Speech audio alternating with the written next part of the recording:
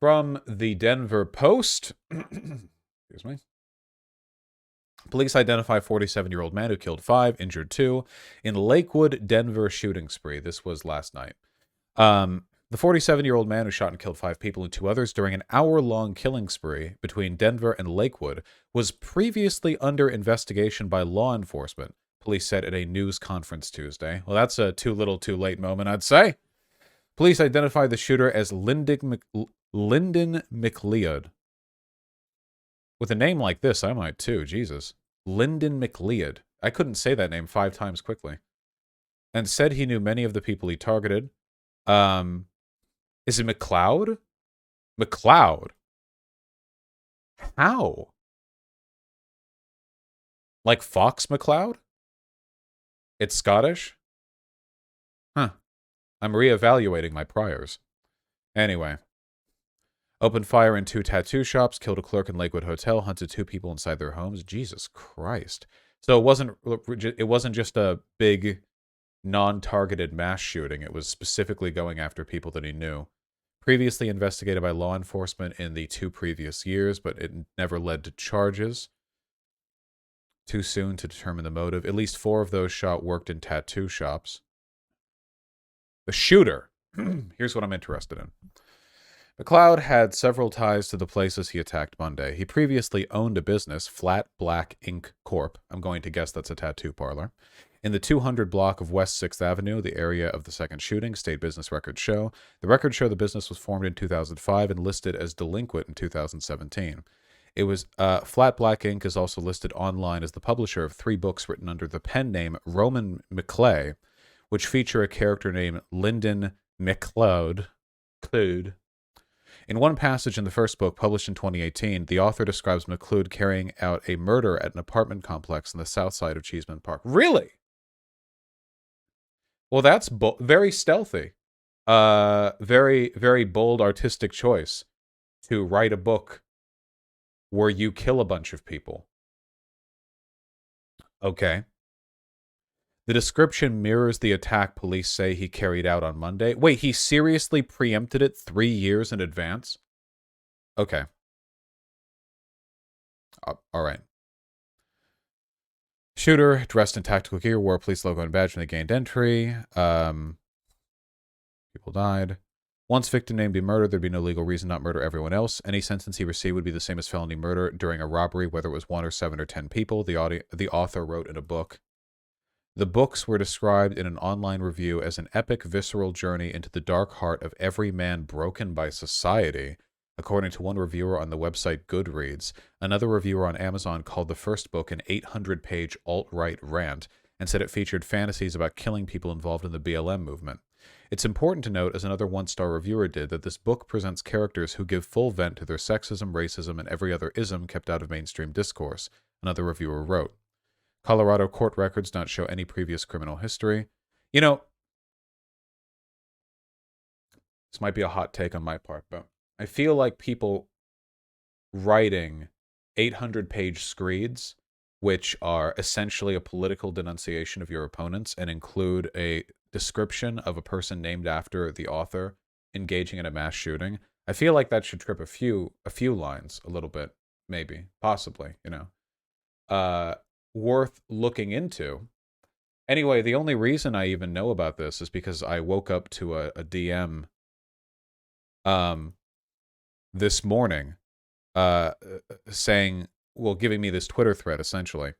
Breaking, the Denver mass shooter who murdered 5 people yesterday, in targeted attacks has been identified as Lyndon McLeod, 47, a white supremacist and misogynist who authored alt-right rants under the alias Roman McClay.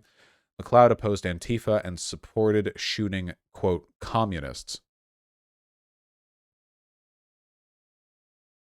Let's see. Maya Angelou said that if a person is told they are nothing, then they will say, oh, you think I'm nothing? I will show you where nothing comes. Do you think it's coincidental at a time when the left is condemning whiteness that neo-Nazi activity is increasing on the right? And then our author says, oh, with the same photo, no less. Finally, someone else is saying this. Maybe Heather E. Haying will listen to you since she follows you. Good job. Pain demands a response. All of us have limbic systems and feel terribly when our society hates us. By us, he means white people here. Invisible Man by Ellis Under Sanction. Same story, different race. Oh, here's that Amazon review. 800-page alt-right rant. I don't strongly identify with Democrats or Republicans in a lot of things, and I enjoy a strong critique of both, but this book is packed full of rants on diversity, women, and globalization. There are fantasies of killing people involved in the BLM movement and bizarre threats to Ben Shapiro, Sam Harris, and others. While others may be guilty of ignoring the necessity of violence in some extreme situations, this book fetishizes violence as the great equalizer. The only real men to this author are men who live in the woods, have skull tattoos, and hunt bears. This is very strange to me. Anybody who lives in the woods and hunt bears, why would they have like tattoo? If you're like fetishizing the anarcho-prim real man thing, why tattoos? Tattoos are like a modern symbol of decadence, making the body art. Like that's like tattoos are, yeah, whatever. Fucking dude who wants to live in the woods and be a traditional male, but like has a thin blue line bumper sticker and has a Punisher tattoo with the American flag superimposed over it on his shoulder. Anything else besides this is weak men. One of the greatest ironies of this book is the supposed pull yourself up by your bootstraps alpha author whining the world doesn't mold itself to his desires. True, conservatives are bitches.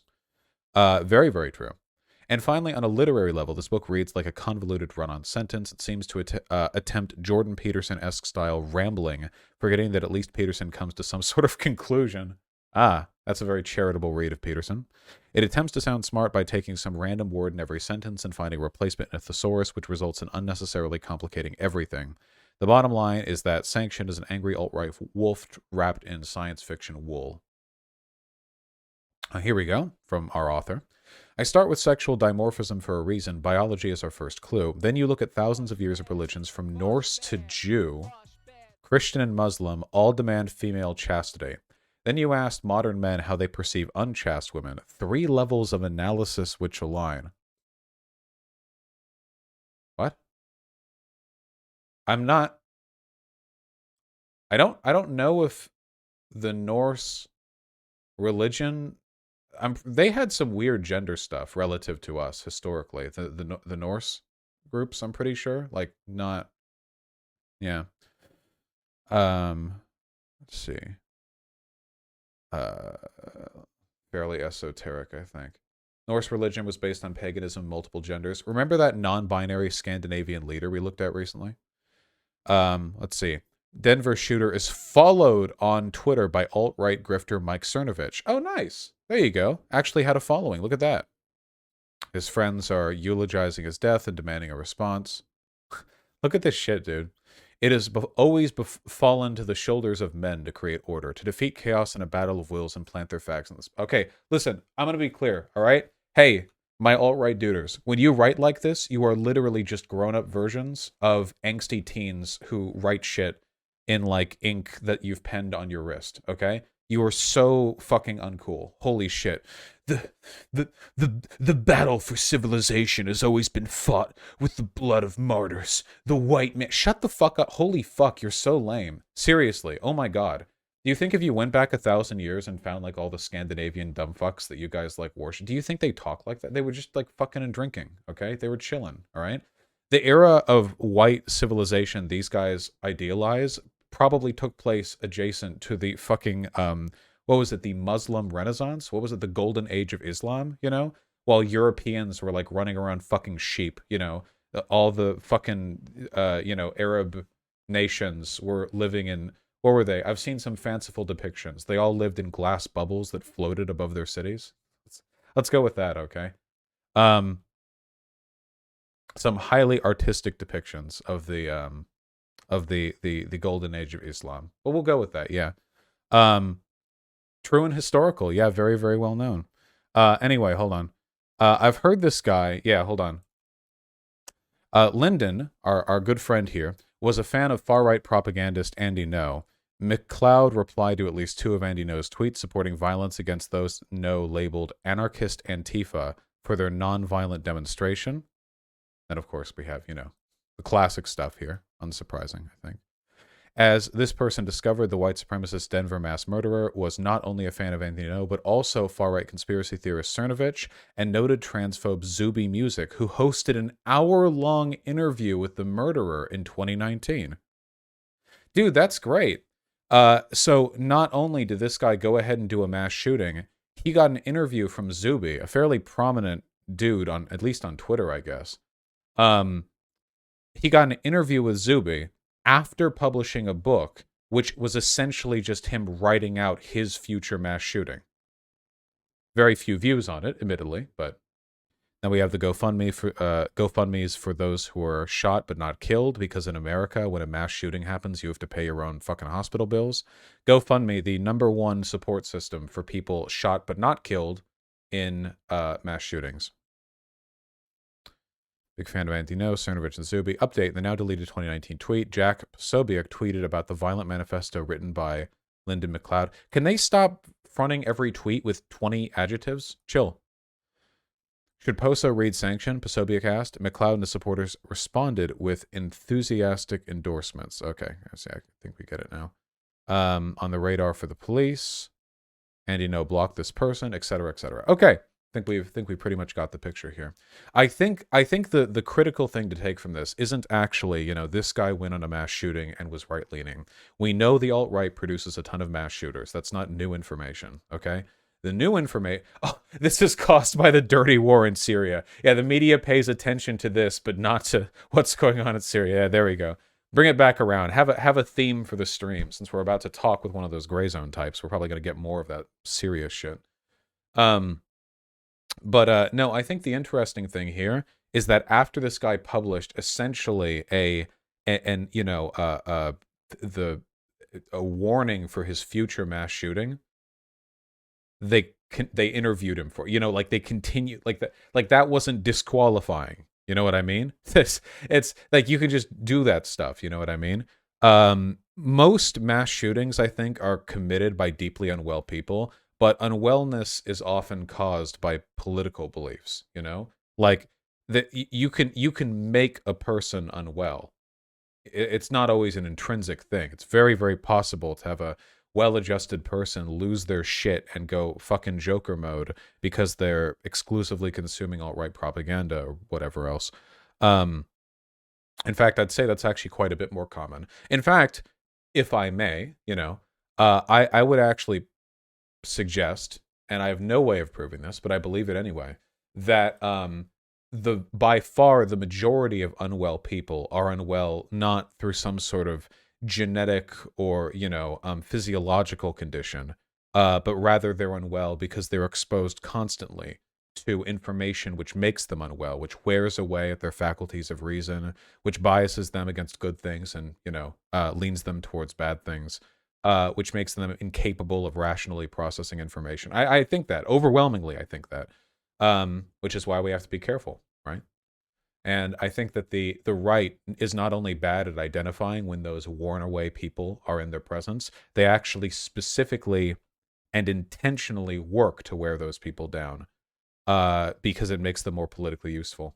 Oh, yeah, here's a clip from the interview someone in chat found. Hold on. My long-awaited podcast with Maclay Roman, author of the 1.2 million word novel Sanction. Kind of manifesto-y with that word count, I'd say. And so almost 25 years of a non-believer, and an obnoxious one at that, you know, very one of those types of atheists. We all know them. And yeah. And so I had been reading some physics books and from a guy named Donald Hoffman and Dr. Bruce Lanza. And these were physicists who were basically describing the physical universe as inverted from the standard model. In other words, that it wasn't physics and math first, then biology comes later, then consciousness comes third. Their idea was that consciousness came first. And obviously, since man was not around at the time, that means God. And so that kind of softened me up because I was impervious to religious arguments. So yeah, not physics then. So these weren't physicists then. Thank you. Yeah, I was reading up on some physics books that said that God, you know, because consciousness must precede reality, God must be must have been the beginning of all things. Oh, so not physics then. We were really reading spiritual texts. Gotcha. Arguments, because I was impervious to mythology in my mind, right? I was impervious to things that weren't logical. And so their descriptions of the universe in this manner softened me up. All right, so that's some background, that's some context. Then I have this dream when I'm out in the forest hunting, in which the book... You've said consciousness is supernatural. The nature of consciousness, as far as we can tell, seems to be metaphysical, which means I don't think we're capable of studying it. We can only really perceive our own consciousnesses, and there doesn't seem to be a metric by which we can study its existence in other people. It's something which has to be experienced, not observed, but you can only observe it in yourself, if that even is observation. You know, that might change. It might be possible in the future we can fix that out, and how cool would that be? But for right now, it's firmly within the realm of the philosophical, of the metaphysical. I don't think that has anything to do with, one's positions on those matters.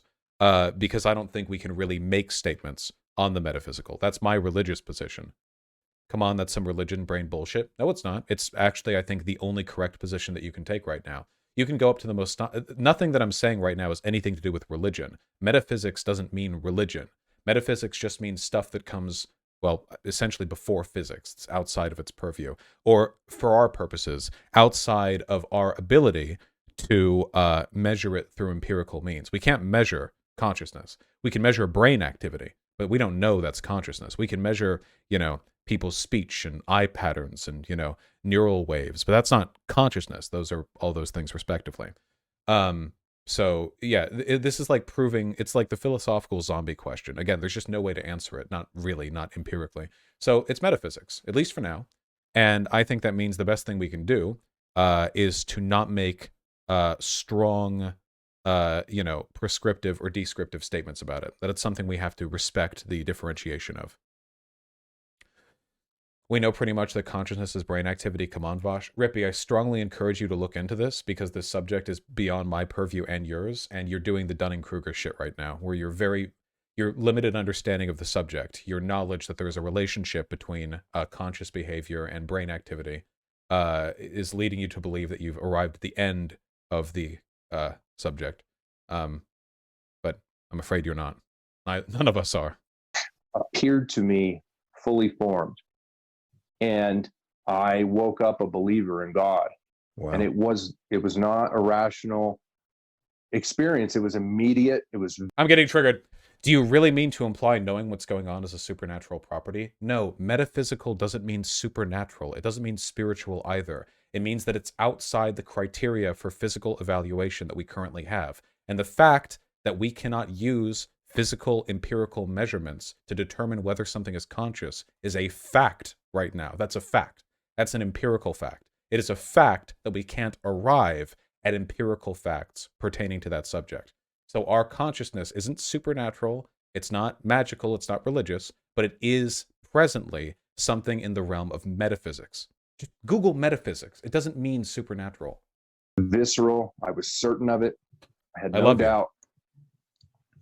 And so I came home and I spent the next 10 months writing the novel. And I used the word transcription because it just felt like I was merely transcribing what had been given to me. And I hope the listeners will not feel that that's an arrogant statement. I'm not pretending to be the amanuensis of God. Like I'm just... Okay, this could 100% be me, like post hoc justifying given what we know now, but I feel like I can read crazy off this guy so easily. There's a big difference between eccentric and crazy, I think. I don't know. This is very much a subjective analysis, but yeah, that's the feeling that I'm getting right now. Just merely saying that I woke up and I had this novel in my head. That's all I'm saying. Yeah. But so yeah. Do you remember that dream? Oh my God, HD video. I mean, what actually happened in the dream? I'm curious. Yes, I do. Yeah. I remember it as if it's a memory. I mean, it's as if it happened to me. It's that clear. Thank you. Well, there we go. Now we have it. Objective. Thank you, Bambooni. Going back to this 2019 tweet. Really leaning in there. What's the political leanings of the And interviewer? so, Zuby's, I think, primary political influence is being stupid. I think that's like the main thing. He's pretty far right. I don't know if he's a fascist or whatever. I mean, probably. He's pretty far right. He's pretty dumb. He's a dumb guy. Not bright. Not good. Not bright. Very stupid pilled, you know. The main thing that I remember from him is one day he identified as a woman, break the woman's deadlifting record, and then went back to identifying as a man. And he just spent like years talking about how he beat the woman's deadlifting record or something. So that was the you know, his contribution to discourse, I'd say. Here we go. Okay. Here's how stupid he is. This has 57,000 likes. You can make the average person afraid of the common cold simply by changing its name. That is the power of branding. So obviously, though it doesn't say it explicitly, the implication here is either that I don't think it's saying that COVID is the common cold. I think it's basically just affirming people's pre-existing anti, you know, vaccine or COVID, whatever. Jimmy Dore retweeted that. I have no doubt of that whatsoever. He might literally just be saying it's the cold. He is really stupid. I might be being too generous. He might literally be saying that COVID-19 is just the cold, and that's it, and there was never any other pandemic, and it was just the cold, and 800,000 people died in the U.S. from the common cold. He might literally just be saying that. So I don't know. He might. He's not a bright guy.